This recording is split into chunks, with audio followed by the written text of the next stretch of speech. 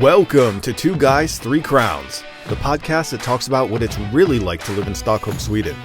I'm Sean, and with my fellow American Rodney, we break down the good, the bad, and the just plain weird. It's quite the journey, so join us for the ride.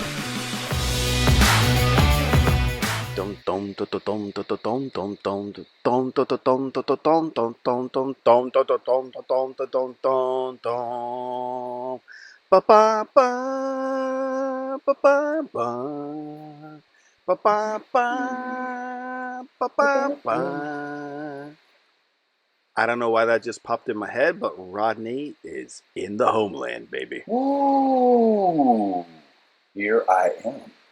I mean, for me, homeland, you know, you got to get the Rocky vibes going. You know, you got to Exactly. be running up the steps at the Philly Art Museum. Exactly. Yeah. Here's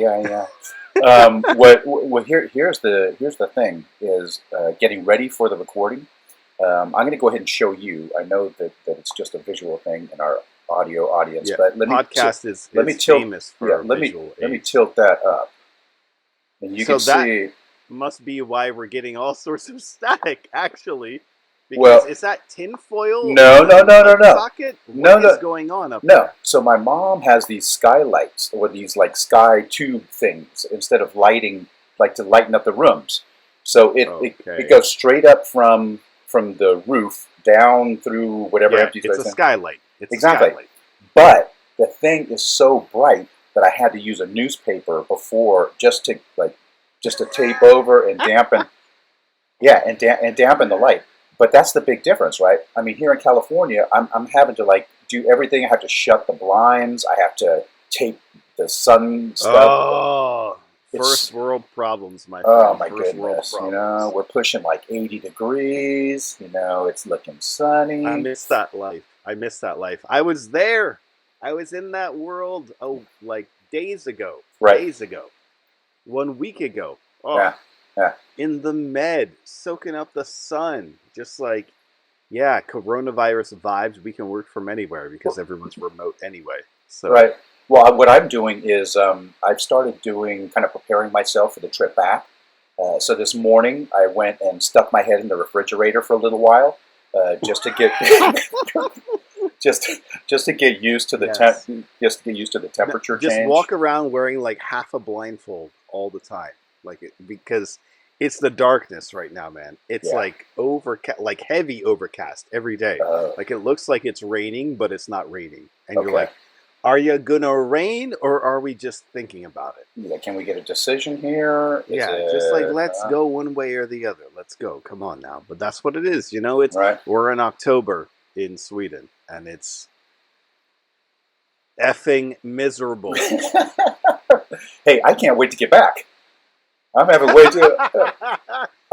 80 degrees and like piercing sun coming in through the roof. That's horrible. Hey, horrible. Yesterday was like 90 something, and the day before that. Let's not get exaggerated. 90 degrees is some serious weather. Hey, but we were. I was sitting with Mom. We were doing stuff on a computer, and she turns to me and she's like, "Let's just go to the pool." And I'm like, "Yeah, let's just go to the pool." So. We took like oh man, that's my old life. Yeah, we took a pause and we got our stuff together, and then the next thing I knew, we were like laying poolside down there. So, so good. Yeah, so good. So once again, I'm really looking forward to coming back to the darkness. It's way too warm over here. I'm running out of sunscreen. Man, let me tell you, my big fat Greek holiday. Yeah, it was beautiful and painful at the same time. Okay. Because you know that, like, you know what you're going to have to come back to. Right. But gorgeous. The water was crystal clear. You could see the fish biting the little old dead skin cells on your feet. Oh, no. You know what I mean? Really? Like, you could, like, see right to the bottom. Yeah. But the whole beach was a rock beach.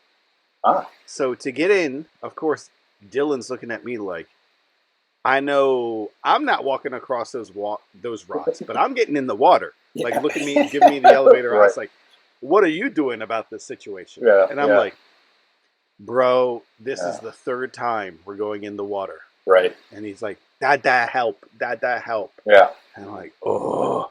So you got to pick him up, get an extra, like, I don't know what he is now, 15 kilos, Right. and then walk down this decline of rocks, little pebbles. You're like, ooh, ah, ah, and he's laughing his butt off. He's Right. like, ah, ha, ha, ha, ha. Yeah, I'm like, yeah, you think that's funny? How cold is the water? Yeah. He's like, That's funny. Cold. No, now it's not cold. It's fine. I like it. Dad, go get my toys now. I'm like, yeah. Oh. Yes. But it was amazing. Amazing. It was so crazy. We were on this island called Lesbos, Mytilene. It's got like 100 names. Okay. But you could, where the beach was, you look out into the bright blue Mediterranean Sea, bright blue sky. You see another Greek island, and then you look to the left, right, and that was Turkey. Oh. That's how far over we were. I'm like, wow, holy that's smokes. Yeah. And you see these huge container ships and military boats that are probably coming out of Istanbul because it's right there. Right. Wow. Just crazy. It's cool and kind of scary to be that close. It's like, I'm on vacation. Oh, newsflash. No, I mean, it was weird because, like, technically you're sitting in Europe looking at southern Turkey, which is technically Asia, right? Like south of Istanbul. Mm-hmm. On that other side is Asia, right? Yeah. So you're looking across continents. You're just like, what's going on right now? Yeah. Hey, amazing. You were talking about boats and ships and stuff. I just found out that I leave tomorrow morning and head back, and tomorrow is the beginning of Fleet Week here in the Bay Area, in the San Francisco Bay Area. Fleet So what Week, is that, like the military? It's the military Fleet Week. So that's when the Blue Angels come to town. Nice. Yeah. So it's going to be nice that I'm missing that. Oh my goodness! I can't believe it.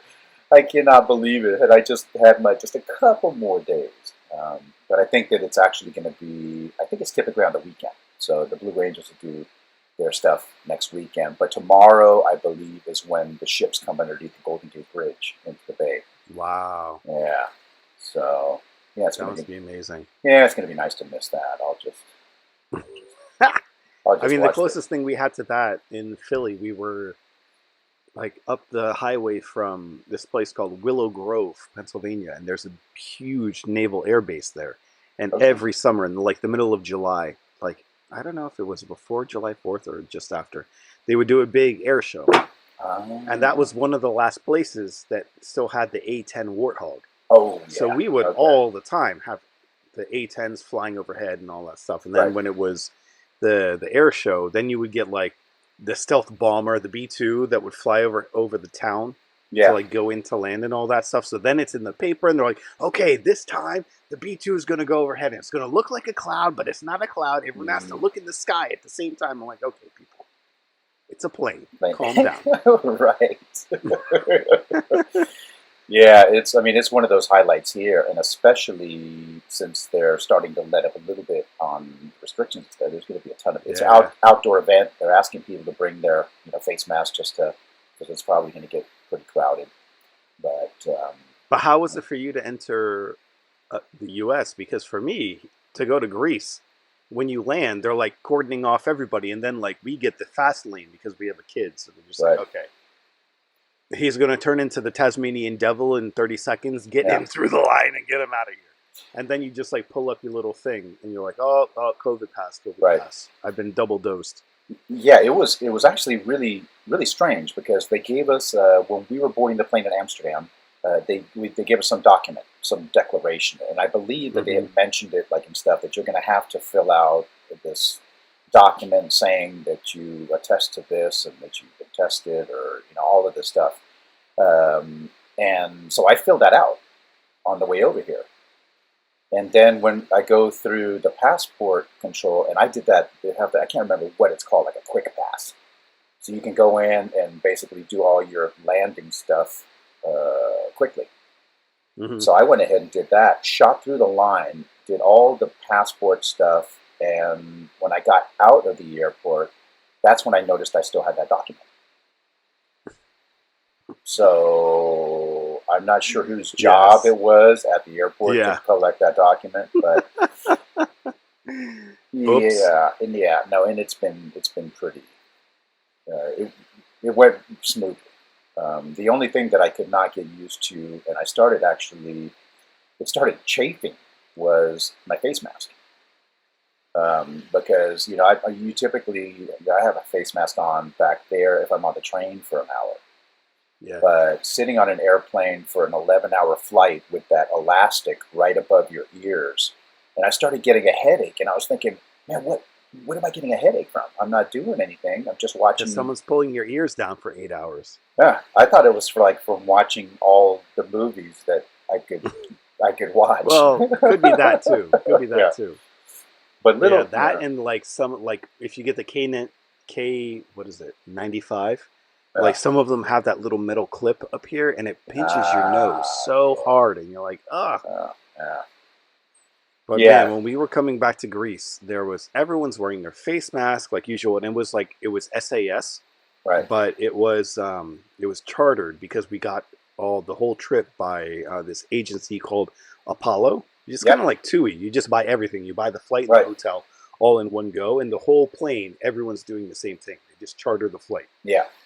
Through SAS, exactly. And then so everyone's going. Everyone gets off. Everyone gets on like one of 4 buses to go to your hotel, and then that's it. And then you basically all go on the same flight back home again. Okay. Yeah, and they always manage to stick the kids together in the back of the plane. Okay. Yeah. And the whole flight there was this kid just screaming, "No, I don't want to go." Yeah. And you're just like, man, like it's late. Let's just chill. It's late. Let's sleep. No, wasn't happening. And what happens on the flight back? They're in the row in front of us now instead of the row behind or 2 rows behind. And then like the kids screaming, then dad has to entertain her the whole time. And this is at like 11 o'clock at night. We landed 12:30 or 1 a.m., something like that. Super late. Right. And she's like standing on dad's lap facing dad. So her face is basically 2 feet away from my ear holes. She's just like, I'm going to kill this fucking child and not feel bad about it in like 2 seconds. Yeah. Oh man. And then you keep like waking up because you're so tired that your eyeballs have to fall asleep. Right. They like have to close, but then it's just like You wake up, and every time you wake up, you see mom in the aisle seat. She's got her mask off. She's like, okay. I'm like, man, we're all wearing masks here. Yeah. Like, let's not be so Miami about the situation. You're not better than everybody else. Like, I'm ready to like start ratting her out, like calling the stewardess. Pressing like, ding, if I'm wearing my mask, I'm having someone come by to tell you to put that thing on your face. Exactly. Come on now. Yeah. No one's comfortable. No one likes it. Right. My mom's getting a phone call. A landline. Wow. Hey, my mom has 3 phones. So she has one here in this room, and then she has one in the bedroom, she has one in the kitchen, and I think there might even be a couple other ones floating around. But she Do they have cords, or is she cordless? No, thank goodness she's cordless, because then you would end up in some kind of well, would be a trap. You have the curly wire, and then you have to stretch it through the house, and then next thing you know, you've got a rotary phone, and half the people listening don't even know what that is. You have to limbo underneath the cords to get between the rooms. Exactly. One thing that happened on this flight over that kind of caught me off guard that I'm not used to at all was after the plane got to cruising altitude, and I'd seen people doing it before, but a ton of people started not running, but like walking extremely quickly past me towards the back of the plane. One guy, I think, might have even started before they had turned off the seatbelt sign. So he got yelled at, he sat down, and then as soon as the seatbelt sign, so it was everybody jockeying for positions to get all the empty seats in the back of the plane to lie down. And that is real. Yeah, and it was interesting because it's the first time that I'd seen people casually go lay down in different parts, of the plane. No, these intercontinental flights in the middle of the night, they're empty. Oh, so but these people were coming. Yeah, but I'm thinking to myself too, are there any rules to this? Is No, is there isn't. is there airplane etiquette? Is there No, humanity, you might as well be in the zombie apocalypse, because uh, I've seen this like early on in the pandemic, where yeah, it's just like we have a kid, he's taking up the whole row by himself, like pushing us right. out, and it's just like one of us is Yeah, desperately in need yeah, of like yeah, some downtime, and then it'll just be it's all tends to always be men right. that they're just like, no, I see what you're going for, and I'm gonna get it, and I'm gonna lay Exactly. down the whole place, spread out Right. everywhere. I'm just like, hey, hombre, Yeah, get out of here. yeah. Hey, The so wifey's got to lay down for like 10 minutes. no. Get out.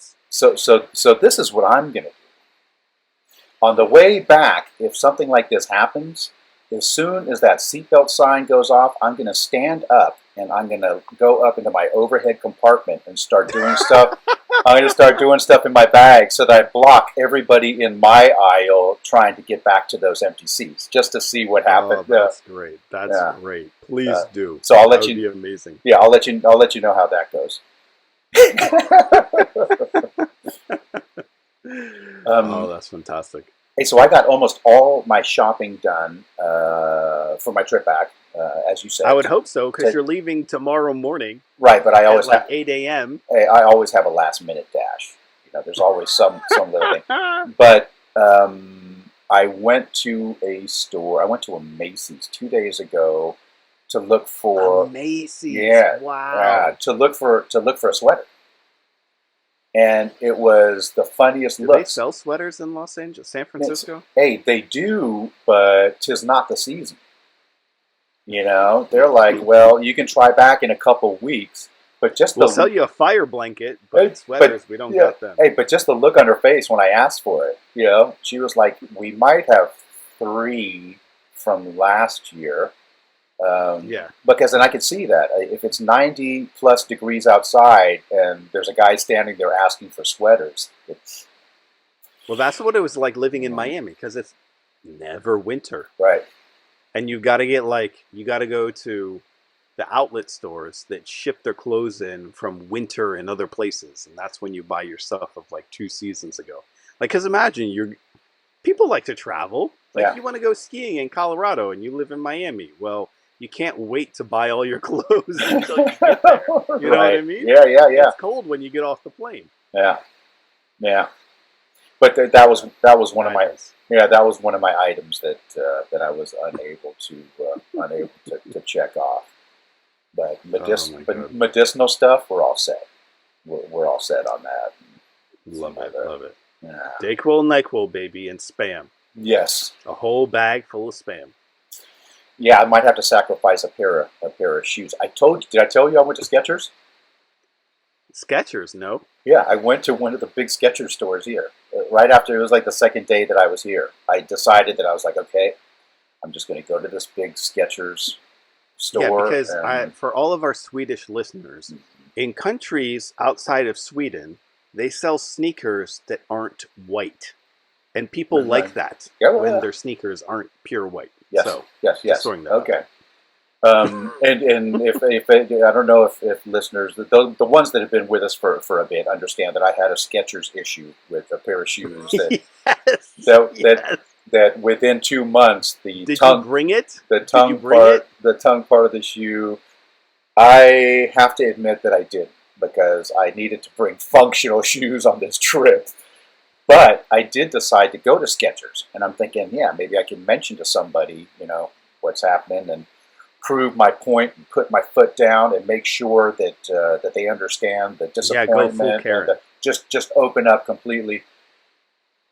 Guess how that went? Excuse me, sir. No, could I have a little service here? We live in a society, people. Hey, so to make a long story short, I bought 2 pair of shoes.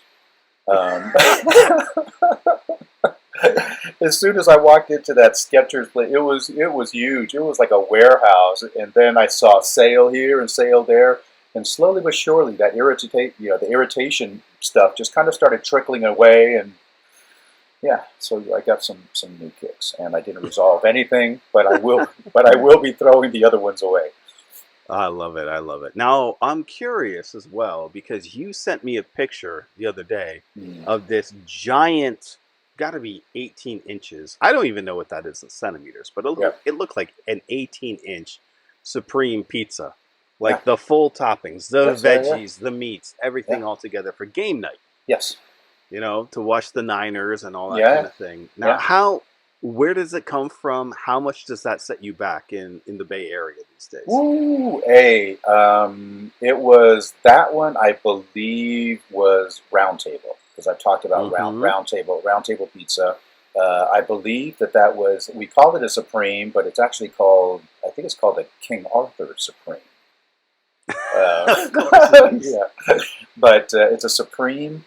I actually had it delivered too. I ordered it because that was football day, so I went ahead and ordered. I ordered for delivery. I think I ordered that. You got to get delivery. You know, that's part of the experience. Hey, 9 a.m. I think I put in delivery for 6 o'clock in the evening. So that you West Coast people are so weird, man. but all said and done, a large pizza delivered. You know, with everything, taxes and tip, I think it was like $40. Yeah, which was which was a little bit more than I had. But that thing is like 3 meals, right? So that is true. That is true. So you're getting a couple of that's a lot to get hit with on the final bill. Like, well, now I've already committed to having pizza, getting it delivered, already chosen this restaurant. I'm not going to say no now. It's too late. Well, the guy is standing at the door. You know, it's kind of like, well, that'll be $122.50. Yeah, pull it out of Home Alone. You're like, if you guys have Klarna over here? Do you guys have Klarna? Man, I gotta tell you, where we were, it was like you order 3 plates of food, and they're called appetizers, starters, and it comes like almost an entree portion. So by the end, you're like having 2 meals in one, with some beers and the whole works. And we walked out of the first restaurant paying like 28 euros. I'm like, we're robbing these people. We're robbing them. Yeah. You know? Yeah. Like it was just so dirt cheap. We went to one restaurant, like it was this family that runs a farm, and they have like the farmhouse, they run a restaurant out of it. Right. So it's like when you get the lamb, it's their lamb. You know, they butcher it, they cook it, and all that kind of stuff. Like they have the olive trees to make olive oil. They have lemon trees where they get their lemons and all that kind of stuff. Right. Really, really interesting. Amazing food. And we just like got like a little bit of this, a little bit of that. And it was like a spread, just like put you in a food coma kind of a spread. And we get the final bill, and it was like 24 euros and 60 cents. And we're just like, no, you're going to take more money than that. We need to pay you more money than that. Yeah. It's just too cheap. Yeah. You know, you're just like putting it here. Just take twice as much. Yeah. I would just feel better. And they're like, no, that's too much. That's too much tip, because you don't have to tip in Greece, but apparently it's customary to do like 10% or whatever, 5 to 10%. But it was just like, it was too cheap. And we're just like, no, the money's staying on the table. You're either going to let it blow away or you're going to take it. You know what I mean? Yeah. Like, it's too cheap and it's too good. It's, to make another movie reference, Once Upon a Time in Mexico, you go into the kitchen and you shoot the cook because it's too good. Okay. Popular thing. I got it's the sales tax thing is another thing that just keeps on really catching me off guard and irritating me, because as I'm going through the store picking stuff up and I'm trying to do these mental calculations of what I'm going to get hit with, but I still can't. It's always surprising to me because the math as I'm adding stuff up, is pre-sales tax. So what is sales tax in California these days? I think it's 8.25%. I think it has been. Okay. It has been 8.25%. So I mean, it's not that bad, but it's enough that the math that you're doing. It's more than Florida. Florida's 7%. Right. Well, I mean, I'm still in like Swedish mode, right? So I'm adding up the prices that I'm picking up, and not all of a sudden I go to pay. But technically, it's better than Swedish mode because Swedish mode includes 25%. Right. So yeah, but I mean, the tax rate is outrageous. But it is kind of nice to know that the prices that you're adding up in Sweden is the price that's going to pop up in the register. You know, here. But is it nice to not have to pay for a bag? I think you mean over here. Or do they charge in California already? Oh yeah, I think that the majority of places are going to charge you for a bag. I'm pretty sure. But I brought bags with me when we went shopping, which is another thing that my mom, she thought it was a great idea, but I just automatically do that. I just bring she had an IKEA. Yeah, for sure. She had an IKEA, one of those big blue ones, and I was like, that might be a little big to go to Safeway and buy milk with, Oh, I love it. I love it. Yeah, but it has been it's been a great trip. I actually posted a picture of Eritrean food. You and I, when I get back, we should go find that restaurant that Edward mentioned, because yes, it was fantastic. It was a little funky because you're eating with the bread, injera bread. But I like a little funk every now and then. No, it was awesome. Turn up the funk. Yeah, turn up the funk. It was awesome.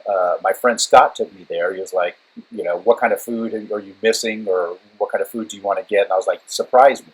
So he took me there. It was awesome.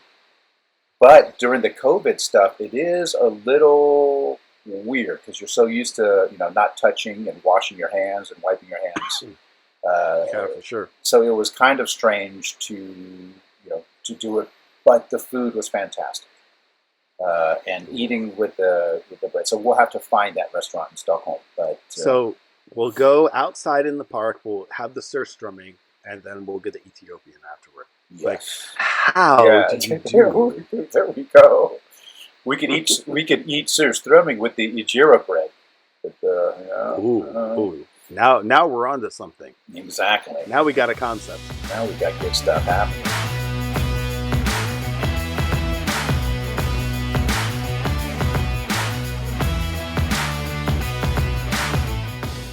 All right, everybody, that'll do it for this week's episode. You know what comes next. Thank you so much for tuning in. As always, be sure to hit us up on Instagram. Check out the crazy things that we got going on. Go wish Rodney the best of luck, safe travels out there, and then come back here next time for more Two Guys, Three Crowns.